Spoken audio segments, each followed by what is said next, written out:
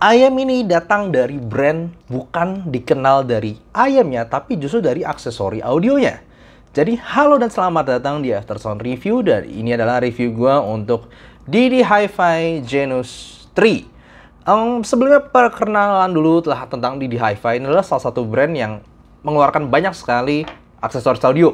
Mulai salah satunya yang gue punya sendiri itu ada converter 2.5 balance to single-ended 3.5 dan 2.5 balance to 4.4. Dia terkenal konverternya itu karena cukup ukurannya salah satu yang paling compact lah, gampang dibawa. Dan juga ada semacam hard case-nya begini di Hi-Fi, dan ada kabelnya juga, ada juga bahkan tasnya, ada di AC-nya yang bentuknya cuman kotak, simple banget, colokin HP, nggak ada kabelnya malah. Jadi memang dia justru terkenal karena aksesorisnya. Dan aksesorisnya kebanyakan bagus, tapi gimanakah IM-nya? Apalagi IM-nya ini harganya sekitar 2,2 jutaan. Jujur aja gue nggak pernah nyobain yang Janus 1 ataupun Janus 2, karena itu sendiri di komunitas kurang dihargai ya. Nggak terlalu terkenal lah. Tapi yang Janus 3 ini katanya dia semacam semi collab lah sama brand yang bagus untuk tuning. Jadi gimanakah suaranya? Seperti biasa gue akan breakdown review ini mulai dari build, fit, frequency response, suara, dan perbandingannya. Dan thank you untuk Intium Indonesia yang udah kirimin IM ini ke gue untuk gue review. Kalau kalian tertarik untuk membelinya, gue kasih linknya di description di bawah. Gue akan kenalkan dulu untuk kalian yang belum tahu tentang Intium Indonesia. Ini adalah distributor resmi untuk satu-satunya distributor resmi untuk Estel and Kern di Indonesia ini. Juga beberapa produk seperti dia juga merupakan distributor untuk beberapa produk seperti Hi-Fi Man, juga Vio, dan juga adalah distributor untuk Moondrop di Indonesia. Jadi jangan khawatir, untuk barang-barangnya itu pasti bergaransi resmi. Bisa dilihat juga untuk Tokopedia-nya gue kasih di sini, dan juga link untuk Instagram-nya yang banyak spoiler mungkin barang-barang apa aja sih yang bakal masuk secara resmi ke Indonesia.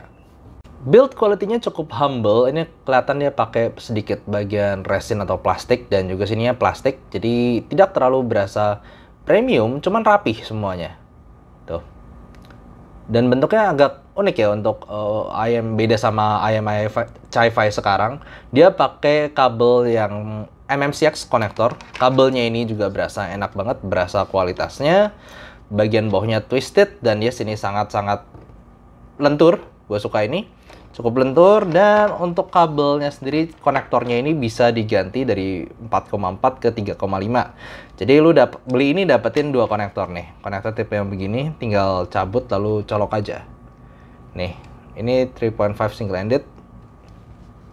Fittingnya sendiri adalah salah satu fitur dari IM ini. Lihat dia angled-nya seperti ini. Jadi nggak lurus ya, dia agak membengkok untuk nozzle-nya. Dan itu dia nyaman banget. Mau gue pakai secara straight down kayak gini, ini enak banget. Gue benar-benar bisa pakai lama. Ini gue kasih sedikit cuplikan footage tepatnya ketika gue kemarin ke acara Surya Audio Store. Gue pakai ini di perjalanan karena sangat gampang, cepat makainya, straight down begini, dan ini sangat stabil, nggak jatuh-jatuh. Lalu kalau gue mau pakai over ear itu juga bisa. Jadi, dan dua-duanya enak banget nih, dua-duanya angle-nya ini somehow bisa ngepas, enak banget. Jadi kalau kalian mau IM yang over ear ataupun straight down, enak banget. Ya ini salah satu IM yang gue bisa rekomendasikan. Dan bukan cuma itu, buat gue untuk ear tipsnya, by the way ear tipsnya dijual terpisah juga ya. Kalian juga bisa beli, gue kasih linknya di bawah juga.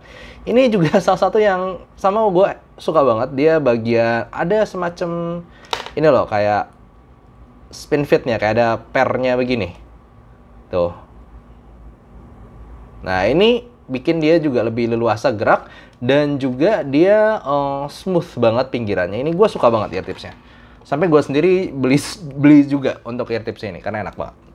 Masuk ke tonal dan frequency response analysis. Well, gampangnya IM ini bisa dikategorikan almost Harman-ish, maybe. Bagaimana dia punya elevasi di sub bass dan juga round upper mid-nya itu agak mirip seperti Harman yang sedikit dimodified. Well, by the way, basically sesuai dengan frequency response-nya, dua bagian frekuensi yang lu bakal denger terutama dari IM ini adalah satu sub bass-nya yang dalam dan gebuk, jadi denger bass satu cedek dalam, tapi nggak tebel ya, lebih ke sub bass, jadi kedalaman bass bukan ketebalan bass. dan juga upper mid range. Dengan kata lain, ini lebih ke vokal atas manusia, dan juga biasanya gitar listrik di nada-nada atas itu kena di sini. Jadi dua itu yang maju, exciting, tapi juga smooth. Bisa dilihat setelah dia naik di bagian upper mid range, turun terus di treble-nya. Jadi nggak berasa ada yang kasar di sini dan nggak ada yang nusuk. Bassnya sendiri memang bukan bass yang bisa dikategorikan bukan buat bass head. Tapi untuk orang kayak gue itu orang yang suka sub bass boost dalam. Gue nggak perlu mid bass gede-gede karena dentuman bassnya, getar bawahnya tetap berasa untuk lagu-lagu megah. Tapi nggak perlu tebel. Jadi kalau kalian lihat Sennheiser i600 juga punya sub bass boost yang cukup dalam. Yes, gue suka tipe sub bass boost seperti ini, dalam sub bassnya ini. Dan gebuk, terkontrol, nggak berasa lambat, nggak berasa keteteran, dan clean. Dia sama sekali nggak bleber ke mid range-nya. Untuk bagian vokal, yes, dia maju bangetnya itu di bagian vokal atas daripada vokal bawah. Jadi kalau misalnya kalian dengar beberapa vokalis cowok, itu kadang mungkin berasa agak tipis atau kurang tebel rasanya. Agak diarahin ke tipis gitu. Kalau untuk dengerin vokalan cewek ataupun cowok yang nggak terlalu tebel-tebel amat, ya well balanced di sini sebenarnya, cukup maju, bening, dan smooth juga. Gue nggak berasa di sini ada yang tajam-tajam. Kalau dibilang shouty, well almost mungkin untuk beberapa lagu itu karena dia memang vokalnya maju banget upper mid range-nya. Jadi beberapa ketika ada penyanyinya teriak, mungkin agak berasa intens. Cuman kalau di gue itu agak di-balancing sama yang habis vokal atasnya naik, dia agak turun gitu, pelan-pelan. Nggak turun jeblok gitu ya, tapi turun gradual. Jadi masih berasa smooth di area treble-nya. Jadi nggak sampai sakit-sakit banget overall. Ya overall gue bisa ngerasa ini kalau untuk vokalan cewek, ini gue no problem sama sekali. Gue dengerin kayak Taeyeon, 1111, atau gue dengerin Joyce Chu yang Wo Aini, itu gue sangat-sangat enak deh sini rasanya. Karena smooth, ditambahin sub bass-nya dalam aja dan nggak pernah bleber ke vokalnya. Untuk treble-nya simply smooth, dia nggak ada yang terlalu dimajuin gimana-gimana, tapi juga nggak sampai mendem. Ya, simply-nya smooth aja. Cuman untuk kalian yang treble head mungkin, atau seperti kayak gue yang suka treble airy di atas, di sini nggak terlalu airy. Cuman tipe yang adaan aja. Sesimpel itu, dia nggak super detail, nggak terlalu maju, nggak terlalu gemericik gimana-gimana, tapi cukup ada untuk membuat dia tidak dark. Very smooth. Jadi tonalnya ini memang bukan tipe tonal yang gue bisa kategorikan cocok untuk semua lagu, karena mungkin buat kalian yang suka EDM, yang suka bass tebel, di sini tidak memberikan bass tebel, tapi bass yang gebukannya dalam. Itu dua hal yang berbeda. Kalau gue pribadi sih suka banget dan gue bisa enjoy EDM di sini, tapi untuk gue tahu kalau bassnya tuh banyak yang suka mid bassnya gede.